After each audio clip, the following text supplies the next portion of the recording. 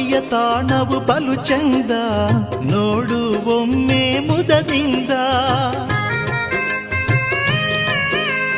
ತಾಯಿಯ ತಾಣವು ಬಲು ಚಂದ, ನೋಡು ಒಮ್ಮೆ ಮುದದಿಂದ. ದೇವಿಯ ಕಂಡು ನಲಿದಾಗ,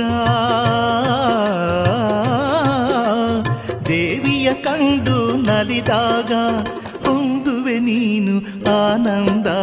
ಸವದತ್ತಿ ಕ್ಷೇತ್ರಕ್ಕೆ ಹೋಗೋಣ, ದೇವಿಯ ದರ್ಶನ ಮಾಡೋಣ, ಮಹಾದೇವಿಯ ದರ್ಶನ ಪಡೆಯೋಣ.